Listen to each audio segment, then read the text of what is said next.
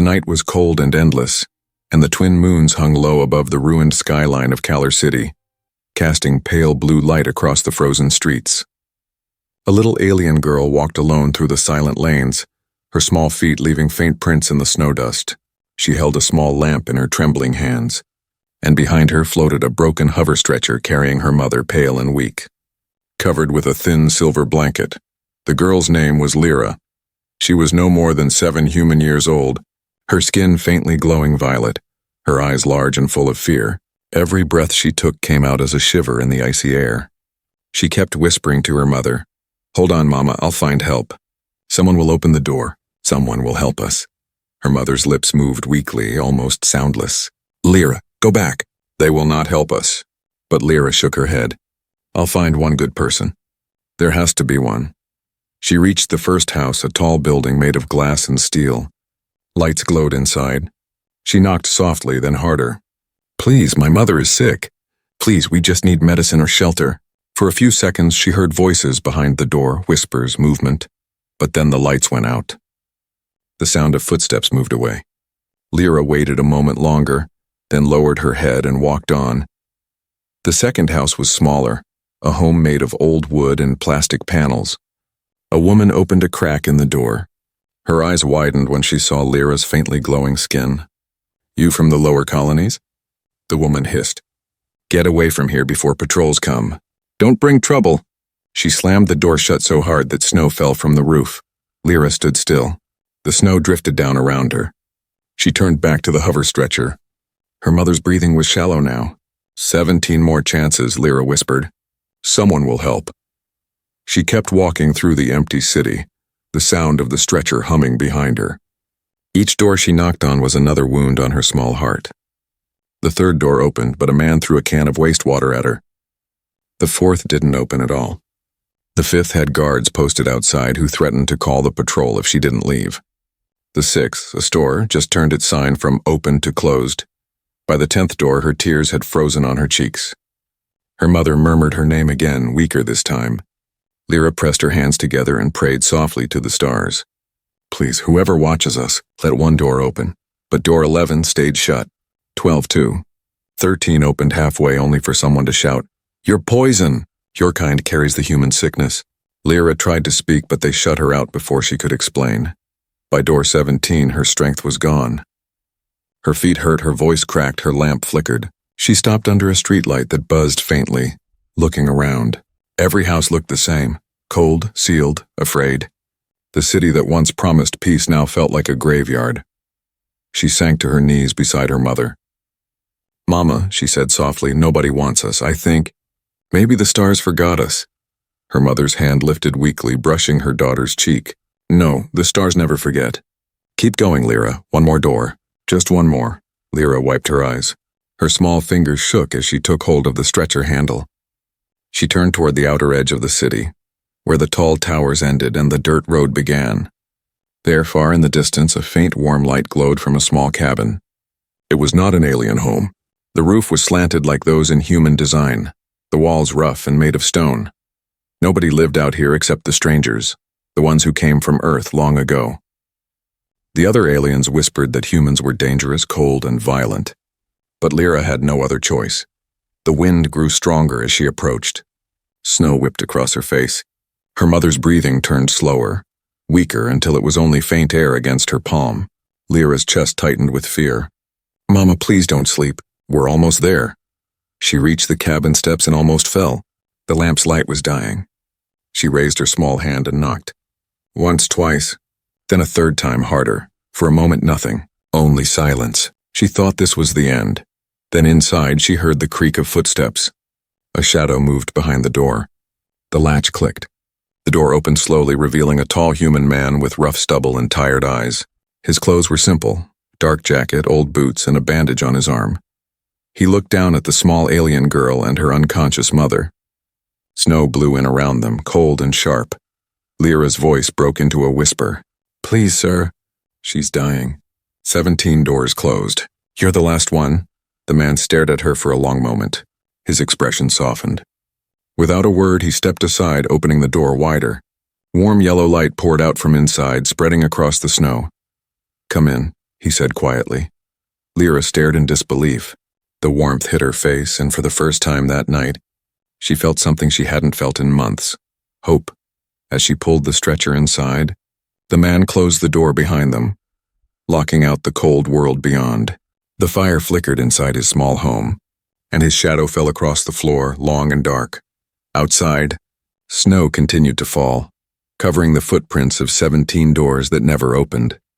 While, behind the 18th, a new story began. Inside the cabin, warmth wrapped around Lyra like a dream she didn't believe was real. The air smelled of wood smoke and something strange. Oil, iron, and earth metal. The walls were covered in old human tools, small machines blinking faint blue lights, and maps marked with faded ink. A fire burned in the corner, throwing a soft golden glow across the room. The human moved quietly, his steps heavy on the wooden floor. His name, she would later learn, was Elias, but for now he said nothing. He went straight to her mother, knelt beside her and checked her pulse. His rough hands trembled slightly, not from fear but from memory. "She's burning up," he muttered under his breath. He opened a black case marked with human letters, USMC Rescue Unit. Inside were old medical instruments, vials, and a device that hummed when he turned it on. Lyra watched with wide eyes as the machine scanned her mother's body. A faint blue hologram appeared, showing her alien organs, one of them dark and fading. "She was poisoned," he said finally. "Not sick, and poisoned," Lyra gasped. "Poisoned? By who?" He didn't answer. Instead, he reached for another small injector and pressed it to the woman's arm. A soft hiss filled the room. Her breathing steadied a little. The girl looked at him, confused and afraid. "Why are you helping us?" He glanced at her, his eyes sharp but kind. "Because no one else will." Lyra sat near the fire. Warming her frozen hands, her lamp had gone out, but the glow from the flames made her skin shimmer softly. The man poured water into a pot and handed her a small cup. "Drink slow," he said. She did, the warmth sliding down her throat like sunlight. Outside, the wind howled louder. The city lights in the distance flickered, and strange shadows moved across the snow. Elias walked to the window and pulled the heavy curtains shut. "They'll be searching soon," he murmured. Lyra looked up. "Who?" "The patrol drones," he said. "You shouldn't have been out this late, not in this zone." She clutched her knees. "I didn't have a choice. My mother was dying. No one would help." The man gave a tired sigh. "This world forgets kindness fast." He went to the corner of the room, pulled away a blanket, and revealed a weapon, not alien but human. It was an old plasma rifle with scratches along the barrel. Words were carved into the side. "For the ones I couldn't save." Lyra watched silently, sensing a heaviness in the air. She looked around and noticed photos on the shelf, humans in soldier uniforms. A squad smiling before a ship. Another photo showed a younger Elias standing beside an alien medic. Both were smiling, her eyes widened. "You knew my people?" He froze for a moment, then turned away. "A long time ago," he said quietly. "Before the peace fell apart, thunder rolled in the distance. Or maybe it wasn't thunder. The faint hum of patrol ships." Elias's hand tightened on his rifle. He moved to a wall panel and pressed a switch. The floor trembled softly and hidden panels slid shut, sealing the windows completely. "What's happening?" Lyra asked, fear returning to her small voice. "They're scanning the sector," Elias said. "If they find this cabin, they'll take your mother. And probably me, too." Lyra ran to her mother's side, her small hands gripping the stretcher. "Please don't let them take her." Elias looked at her, his jaw tightening. "They won't," he said firmly. A sudden flash of blue light filled the room. A drone hovered outside, scanning through the cracks of the wall. Elias moved fast, grabbing a cloth to cover the window. He whispered sharply, "Stay low, don't move." Lyra's heart pounded as the light swept past. The sound of the drone faded after a few seconds. The silence that followed felt heavier than the storm. Elias let out a slow breath and lowered his weapon. He turned back to Lyra, his voice calm again. "You'll stay here tonight, both of you. No one will find you here." She stared at him with a mix of fear and gratitude. "Why do you live so far from everyone else?" He looked into the fire for a long moment before answering. "Because I've seen what's left when the city turns its back on mercy." The words confused her, but she felt their sadness. Her eyelids grew heavy from exhaustion. Elias handed her a thin blanket and nodded toward a small cot. Rest, kid. You've walked through half the city. You need it. She hesitated, then asked softly, "What about Mama?" He checked the readings on his device again. "She'll make it through the night," he said. "She's strong." Lyra curled up beside the fire, her small body trembling less now. Her eyes drifted toward the window, where faint snow kept falling before sleep took her. She whispered, "And thank you." "Mr. Human," Elias didn't reply. He just stared into the fire, lost in thoughts of another time, another war outside. The patrol drone circled once more, scanning the frozen valley before flying away. And inside that lonely human cabin, under the sound of wind and crackling fire, two worlds that had once fought now shared a fragile peace. One born out of desperation, warmth, and a door that finally opened when it mattered most. The storm continued. But inside, for the first time in a long while, someone felt safe, even if just for a night. The first light of morning crept through the cracks in the walls, touching Lyra's face and waking her from uneasy dreams. She blinked slowly, for a moment unsure where she was. Then she remembered the cabin, the human, her sick mother, and the long night of knocking on closed doors. The fire had burned low, only glowing embers remained. The air smelled faintly of metal and herbs. She turned toward her mother, who now rested on a real bed wrapped in blankets. Her breathing was steadier but still shallow. Her skin shimmered faintly in the sunlight, a pale lavender glow. Lyra's eyes filled with hope and worry together. She looked around for the man, Elias, and found him sitting at a table near the corner. He was hunched over a small device that hummed quietly. The table was full of tools, small vials, and human equipment. He looked tired but focused. "Good morning," Lyra said softly. Her voice was still small and shaky. He didn't look up right away. "Morning, kid," he muttered, still tapping at the screen. Then he glanced at her, his eyes half red from sleeplessness. "Your mother's heart is stable for now, but the toxin they used is alien military grade. This wasn't an accident." Lyra's face paled. "They poisoned her on purpose?" He nodded. "Yeah, it looks that way. It's the same type used during the old wars." He rubbed his metal arm as if the memory hurt. Only someone with clearance could get that. Lyra clenched her fists. "They said she was a traitor. They said she helped humans during the war." She swallowed hard. She didn't. She only worked in the medical labs. She saved lives, alien and human. She saved everyone she could. Elias's expression changed. A flicker of something behind his tired eyes. He set the device down. "What's your mother's name?" "Seren," Lyra said. "Dr. Seren Vol." Elias froze. The name hung in the air like a whisper from the past. His hand stopped moving and his breathing slowed. He stood up slowly and walked toward the bed, looking down at the unconscious alien woman. "Seren," he murmured under his breath. "I know that name." Lyra tilted her head. "You do?" Elias nodded faintly. "She was part of a medical team stationed near Outpost 7 during the war. They were supposed to treat human captives, I thought." He trailed off, not finishing his thought, his jaw tightened. "She saved me once," Lyra blinked in surprise. "She did?"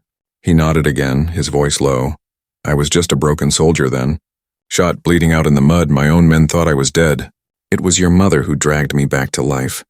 She patched me up, hid me from her own people, and gave me food when I had nothing. I owe her everything." Lyra's throat tightened. She felt tears in her eyes. "Then why didn't anyone help her now?" Elias looked toward the window, his face darkening. "Because peace makes people forget who they were. They don't see heroes anymore. Only enemies they're told to fear." Lyra walked closer to him, her small hands trembling. "Please, Mr. Elias, you have to save her again. You're the only one who can if she dies." Her voice cracked. "I'll be alone." He knelt down, resting his metal hand on her shoulder. "I'll do everything I can," he said softly. "But if the poison came from the capital, then whoever did this won't stop until they finish the job." As he spoke, a faint humming sound passed over the cabin roof. A patrol drone. Silent and sharp, Lyra froze, her eyes wide. Elias stood and moved to the window, pulling back the curtain just a little. A bright blue light scanned the snow outside. "Moving closer, they're back," he said quietly. "They're tracking something, maybe her biosignature." He turned back to Lyra, his voice low but steady. "Go to the cellar. Take your mother's ID bracelet with you. It emits a signal. I'll have to mask it." Lyra ran to the bed, slipped the bracelet off her mother's thin wrist, and held it tightly. Why would they do this to her? She never hurt anyone. Elias looked at her. Because she helped a human once. And some people can't stand mercy. He took the bracelet, connected it to his scanner, and started typing commands. If I can reroute the signal, the drones will lose the trace, he muttered. But if they've already locked coordinates, we don't have much time. Outside, the sound of engines grew louder. The snow rippled under invisible pressure waves. Lyra grabbed his sleeve, her voice shaking. Will they find us? He paused, then looked at her firmly. Not if I can help it. He lifted his rifle from the corner and checked its charge.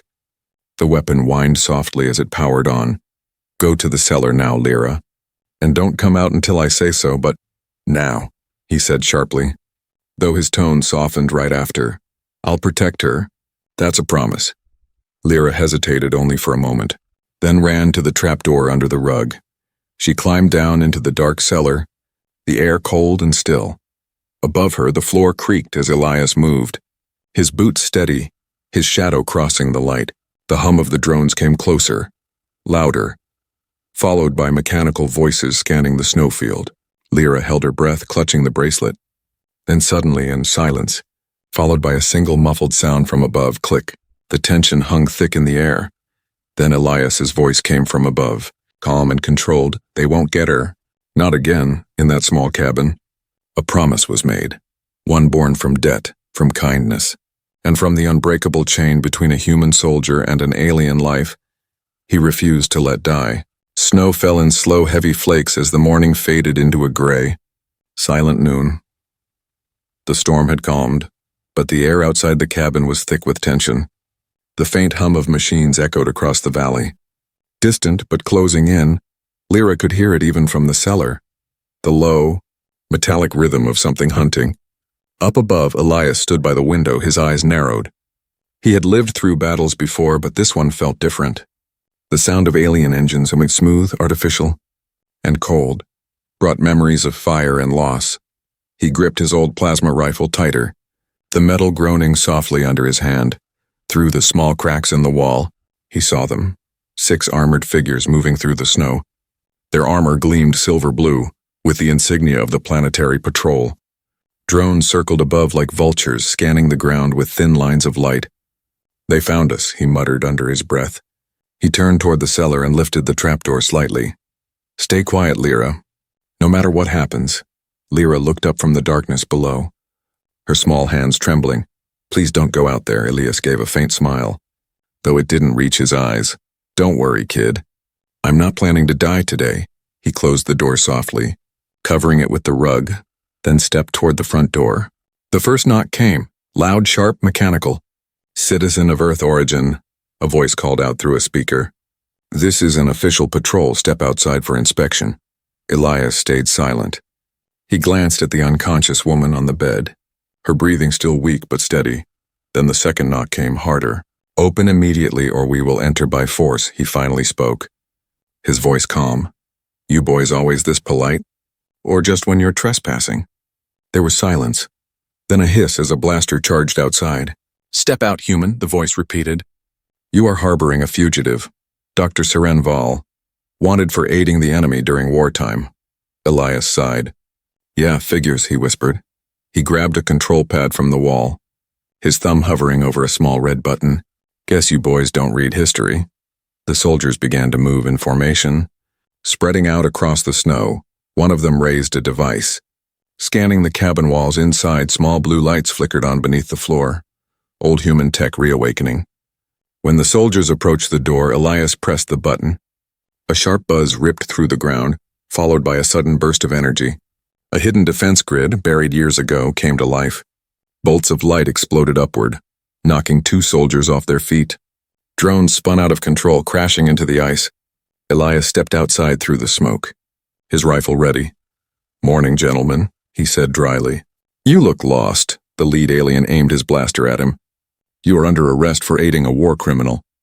Elias took a slow step forward. Unbothered. She's no criminal. She's a doctor. She saved lives, including mine. Her work was illegal. The soldier shouted. She treated the enemy. Elias's tone hardened. The enemy? You mean people who were bleeding, scared, and dying? I guess mercy's still a crime where you come from. The aliens opened fire, Plasma bolts streaked through the snow. Elias dove behind a fallen beam, his rifle roaring to life. He moved with soldier's precision, calm, efficient, never wasting a shot. He aimed for their armor joints, disabling rather than killing. Each hit sent sparks flying, soldiers stumbling. He moved like someone who'd done this too many times before. Inside the cabin, Lyra pressed her hands over her ears. Tears streamed down her face as she listened to the sounds of battle. The blast of plasma, the roar of engines, the heavy thud of footsteps. She whispered again and again, "Please be safe. Please be safe." One of the drones broke through the roof. Spinning down into the house, it scanned the bed where her mother lay. Then Elias burst through the door, rifle blazing. He shot it midair. Sending it crashing to the floor in sparks, he ran to the bed, checking the vitals. Her pulse was weak, but alive. He exhaled hard, then turned toward the window. Smoke rising from the snow outside. Only 2 soldiers were still standing now, one limping, the other recharging his blaster. Elias stepped out again, raising his voice. "You can go back and tell your command that the doctor's under protection, or you can stay here and find out how humans handle trespassers." The soldier hesitated. His armor smoked from earlier hits. "You'll die for this." "Human," he spat. Elias smirked. "Yeah, probably. But not today." He fired again, and a single, perfect shot that shattered the alien's weapon. Sparks flew, and the patrol turned and retreated into the storm, their drones scattering like frightened birds. Silence followed, thick and heavy. Elias lowered his rifle, breathing hard. The snow around the cabin was scorched black, steam rising from the melted ground. He walked back inside, boots leaving deep prints. He leaned his rifle against the wall, wiped his brow and looked toward the bed. "They'll be back," he said quietly, "and next time, they'll bring more." From beneath the floor, the trapdoor lifted slightly. Lyra's frightened eyes peeked out. "Are they gone?" He nodded. "For now." She climbed out, running to her mother's side. Her small hand gripped Elias's sleeve. "You saved us again," she whispered. Elias looked down at her, the corners of his mouth twitching into a tired half-smile. "No, kid," he said softly. "Your mother saved me first. I'm just returning the favor." Outside, the wind began to pick up again, blowing across the battlefield of snow. In that lonely valley beneath a gray sky, one human and one small alien girl stood together, the last defenders of a promise made long ago. And for a moment, the galaxy felt just a little less cruel. The storm had quieted, leaving the valley coated in white silence. Only the faint crackle of the fire and the hum of Elias's old rifle filled the air inside the cabin. Lyra sat beside her mother, who still slept, her breathing slow but stronger than before. Elias sat across from them, his metal arm resting on his knee, eyes lost in the fire's glow. The battle outside had ended hours ago, but its echo still lived in the room. The smell of plasma smoke, the broken shards of drones, and the black marks on the snow all whispered the same truth. They would return, stronger next time. Lyra looked up at the man who had saved them twice now. Her small voice broke the silence. "Why did you help us, Mr. Elias? You could have let them take us." Elias's eyes stayed on the fire for a long time before he spoke. His voice was calm, heavy. "Because once, someone helped me when I didn't deserve it?" Lyra tilted her head. "You mean my mother?" He nodded slowly. "Yeah. Your mother, Dr. Sarenval." He said her name softly, almost like a prayer. "Back then I wasn't much of anything, just a wounded Marine stuck behind enemy lines. Half my squad gone, my ship shot down. My orders were to survive, but I'd already given up." He leaned back in his chair, the wood creaking. The flames danced across his face, painting him in shades of gold and shadow. "Your mother found me in the mud. She could have left me, the war was raging. Humans and her people killing each other like it was sport. But she didn't. She dragged me out of a ditch, patched me up in a barn, and told her people I was already dead. She risked everything just to save one soldier from a world that hated him." Lyra's eyes glistened. She looked at her mother with awe and sadness. "She never told me that." Elias gave a tired smile. "She probably didn't want you to know. The people around her wouldn't have understood. They called her a traitor for it. Maybe that's why they came after her now." Lyra lowered her head, her small fingers twisting the edge of her blanket. "They hate her for being kind." Elias's tone turned bitter. "Kindness scares cowards, kid. It reminds them of what they lost." For a long time, neither spoke. The fire popped softly, wind brushed against the windows. and outside the light of two suns began to fade behind the mountains. After a while, Elias stood and moved to the corner, pulling open a metal trunk. Inside were old human relics, medals, badges, a faded uniform, and a cracked helmet with the Earth insignia. Lyra walked closer, curious. "You were a soldier?" He nodded. "A long time ago, when Earth still sent people out here to fight for peace that never came." He pulled out a small photograph, a younger Elias standing beside a smiling alien woman, her violet eyes bright, her medical coat crisp and clean. "That's her," he said quietly, handing it to Lyra. The little girl stared at the photo, tears welling up. "She looks so happy." "She was," Elias replied, "before the war turned everyone into ghosts." He closed the trunk with a soft thud, then looked out the window toward the white horizon. "They'll come again soon, maybe tomorrow, maybe tonight," he said. "They won't stop until they erase every trace of her and me. I'm already on their list." Lyra looked up sharply. "Then we should run." Elias shook his head. "Run where?" "There's nowhere in this sector they won't track, not unless—" He trailed off, his eyes narrowing as a thought formed. He turned to her. "There's an old human outpost in the northern mountains, buried under ice since the war. If we can reach it, I can use its comms to contact what's left of the Terran fleet. Will they help?" Lyra asked hopefully. He gave a small smile. "Humans may take their time, but we never forget a debt." "They'll come." He walked to her mother and adjusted the med patch on her arm. "We leave at dawn, pack light." Lyra hesitated. "She's too weak to travel." Elias's metal hand touched her shoulder gently. "I'll carry her." The girl's eyes filled with tears. "You'd do that for us?" Elias looked down at her, his expression soft. "She carried me once, remember?" The room fell quiet again, but this time it wasn't from fear. It was the silence that follows a decision, the kind that shapes destinies. Lyra sat beside her mother, holding her hand as she whispered softly, "We'll go where the stars can't find us." "Mama," Elias sat back down and began checking his weapons, replacing power cells, tightening straps. His movements were slow, careful, a man preparing for one last mission. Outside, the snow began to fall again, covering the burned marks of battle, hiding the proof that anyone had fought there at all. As the cabin grew dim, Lyra dozed off beside her mother, and Elias kept watch, his eyes fixed on the door. Somewhere deep in his chest, the fire of an old Marine still burned, not for glory but for gratitude, and as night swallowed the valley, he whispered quietly to himself, "You saved me once, Dr. Vall. Now it's my turn to save you." The storm outside rose again, but inside that cabin stood something stronger than any wind or weapon. A promise kept across years, across worlds, across everything that once divided them. The sky was black again by the time Elias finished his preparations. A heavy storm crawled over the valley, clouds glowing faintly with distant lightning. The little cabin, half hidden under snow, looked like the last candle in a world of ice. Inside, Lyra helped as best as her small hands could, packing food, a blanket, and a few vials of medicine into a worn satchel. Elias checked the old hoversled twice. Its engine coughed weakly but came to life, lighting the dark room with a soft blue hum. He looked at Lyra's mother, were still pale, still unconscious but alive. He adjusted the oxygen tube, making sure the medkit was stable. "How long to the outpost?" Lyra asked, her voice trembling as thunder rolled outside. "About 20 kilometers north," Elias replied.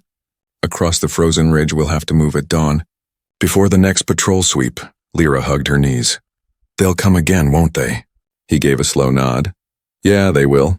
They won't stop after losing men. They'll come with a full unit this time." He walked to the window, peering through a small crack in the shutters. The valley glowed faintly. Faint blue lights flickered in the distance. "Moving in formation. They're already coming," he muttered. Lyra's breath caught. "Now?" "Earlier than I thought," he said, calm but grim. He picked up his rifle and moved to a console near the wall, pulling a lever that sent a low vibration through the floor.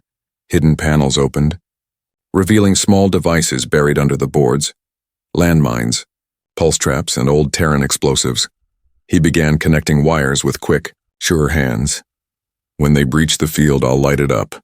Lyra stood frozen, her eyes wide. "But you'll be hurt too." Elias glanced back at her, his tone soft but steady. "I've been hurt before, kid, but not fighting for something that mattered this much." The storm howled louder now. Rattling the cabin walls outside, shadows moved. the faint outlines of alien soldiers fanning out through the snow. Their visors glowed red, their steps slow and precise. Drones hovered above them, spreading beams of white light across the ground. Lyra's heart pounded. She looked to her mother. Then to Elias, "Please, we can hide." "They might not find us this time." Elias shook his head. "No, if they find this place again, they won't stop until we're ashes. I can't let them take her. Not after everything she did." He crouched beside the small girl and put his metal hand gently on her shoulder. "You'll stay in the cellar with your mom no matter what you hear. You don't come out until the noise stops, understand?" Tears streamed down her cheeks. "But, no buts?" he said, forcing a faint smile. "Your mom once told me something. Back when I thought dying was easier than living, she said, 'Courage isn't when you fight to win, it's when you fight to protect.' I never forgot that." He stood, grabbed his helmet and locked it in place. The old Terran insignia, faded and scratched, still showed faintly on the side. "Guess it's time I lived up to it," Lyra's voice broke. "Please come back." He looked down at her, eyes kind but full of steel. "If I don't, you'll tell her I kept my promise." He turned and stepped into the snowstorm, the door slamming shut behind him. Outside, wind and lightning tore through the valley. The alien patrol advanced cautiously, scanning the white ground. They saw the small cabin glowing faintly through the snow, a fragile shape standing against the storm. Their leader raised a hand. "Move in," he ordered. The first soldier stepped onto the field gun and the ground erupted. A burst of light and sound threw them backward, followed by another and another. The hidden mines lit the valley in a storm of blue fire. Elias moved through the chaos like a ghost, his rifle flashing with every step. He aimed low, fast, disabling armor plates, blinding drones, breaking their formation. He fought like a man who knew every breath could be his last. Inside the cabin, the cellar shook, dust falling from the ceiling. Lyra covered her ears as explosions thundered above. "Please, please be okay," she whispered again and again. Outside, 3 soldiers rushed the cabin's entrance. Elias threw a flash charge and dove behind cover. The blast sent them scattering. He rolled to one knee, shot the first in the leg, then turned to the second, his rifle glowing bright as it overheated. One drone swooped low. Scanning him, Elias grabbed it midair and smashed it against the ground, sparks exploding around him. His jacket was torn, smoke rising from a burn on his arm. Still he didn't stop. The aliens fell back for a moment. Regrouping behind a snowbank, Elias could hear their commander shouting orders. He reloaded with shaking hands, whispering, "Come on, old man. Just one more round." Then the last grenade detonated beneath the field, a final explosion that split the ridge open. The shockwave knocked the remaining soldiers flat, the air filled with smoke, fire, and the sharp hiss of cooling metal. When the sound finally faded, the valley was silent again. Lyra waited in the cellar, tears streaking her face for minutes. She heard nothing but the wind. Finally, she climbed up, her small hands pushing open the trapdoor. The cabin was half destroyed, smoke curling from the broken roof. She ran outside, calling his name. "Elias, Mr. Elias." At first there was no answer, then faintly, from behind a pile of snow and debris, came a rough cough. She turned and saw him, burned, bruised but alive, lying beside the wreckage of his rifle. He looked up at her and managed a weak grin. "Told you." "Not today." Lyra ran to him, tears and relief mixing together. He patted her head gently. "Help me get your mom ready, kid. We're leaving before the next wave shows up." As she nodded through her tears, the camera would pull back, showing the valley, smoking and broken but quiet at last. One human, one child, one promise, and one impossible fight against all odds. The Marine had stood his ground, and won. The storm had finally broken, and the world lay silent under a wide pink dawn. The snow glimmered like crushed glass beneath the first sunlight. Lyra walked slowly beside the hover sled, her small boots crunching softly. Her mother lay inside it, breathing steadily now, wrapped in thick blankets that smelled faintly of smoke and medicine. Beside them walked Elias, limping slightly, his coat torn, his metal arm blackened from plasma burns. His rifle hung across his back, silent at last. Behind them, the valley stretched empty and still, the cabin now a smoldering ruin swallowed by snow. For a long time they said nothing. The only sound was the wind and the soft hum of the sled's engine. Lyra kept glancing up at him, this battered, quiet human who had stood against an army to protect them, Does it hurt? She asked, looking at his burned arm. He smiled faintly. A little, but pain just means you're still alive. She nodded. Trying to understand, you could have left us, she said softly. After the first attack, you could have run. He looked out toward the mountains, where the white peaks shimmered like glass towers in the distance. Your mother didn't leave me when she had the chance, he said simply. I couldn't forget that, no matter how long it's been. They kept walking until the landscape began to change. The flat snow gave way to jagged ice ridges, faint trails of old human machinery buried beneath frost. Elias's pace slowed, his breath turning heavy, but his eyes sharpened when he saw a faint shape ahead, metal glinting under the snow. There, he said, pointing. That's it. The outpost. Lyra squinted, seeing a structure half buried under a mountain slope. Its walls were dented and rusted, but a faint blue light blinked above the door, still alive after all these years. When they reached it, Elias knelt and brushed away the snow from a keypad. His fingers hesitated, then in a low voice he whispered, Authorization. Captain Elias Ward, Terran Marines. Frontier Division. For a long moment, nothing happened. Then, with a hiss of air and a spark of light, the heavy doors groaned open. Warm air spilled out, filtered, clean, full of life. Lyra's eyes widened as they stepped inside. The place smelled of oil and dust, but the lights flickered on one by one, revealing a large command room with faded flags of Earth still hanging on the wall. This was your home? She asked softly. He smiled faintly. Once, a long time ago, I thought it was. He set the hover sled down near an old med station and began connecting her mother to the human machines. The scanners came to life, lines of data scrolling across the screens.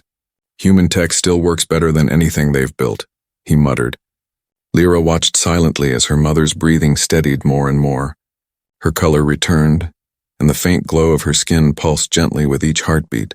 Elias leaned back in his chair, exhaustion pulling at his face. She'll be fine now, he said softly. She just needs time. Lyra's eyes filled with tears. You saved her, he gave a tired laugh. No, kid. I just finished what she started years ago. For the first time, Lyra smiled. A small, fragile smile that carried warmth through the cold metal room. You're not like what they say about humans, she said. Elias raised an eyebrow. What do they say? That humans are angry, cruel, always fighting. He chuckled quietly. They're not wrong, he said, but sometimes being human means fighting for the right reason. Hours passed. The outpost lights hummed gently. The war that once tore their worlds apart now felt like a far-off nightmare. Lyra sat near the window, watching the suns rise together, twin orbs painting gold and red across the ice. When her mother finally stirred, Lyra ran to her, crying and laughing at once. Mama, we made it. You're safe. Serene opened her eyes slowly, her voice weak but calm. Lyra, you're safe too. Then her gaze drifted past her daughter, to Elias, sitting quietly in the corner, watching them. Her lips trembled. Elias Ward, she whispered, recognizing him instantly, after all these years. He smiled softly. Still owing you one. Doctor? She tried to sit up, but he stopped her gently. Rest. You've done enough saving for one lifetime. Tears filled her eyes. I thought humans forgot us, Elias shook his head. We forget a lot, but never a debt of kindness. As the suns climbed higher, light poured into the outpost, touching the three figures. A soldier, a healer, and a child. Once strangers, now bound by something far deeper than blood or race.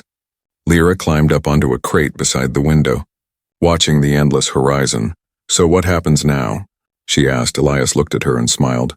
Now, we start over. The camera would pan slowly outward, showing the human flag waving faintly in the wind. Still standing against the alien sky as the scene fades, Lyra's soft voice narrates the closing lines. 17 doors turned us away. One opened and then changed everything. He wasn't from our world, but he made it home again. And in that moment, the story of the little alien girl, her mother, and the human who refused to turn her away became something more. A quiet legend whispered across the stars. A reminder that sometimes, the bravest battles are fought not with weapons, but with open doors.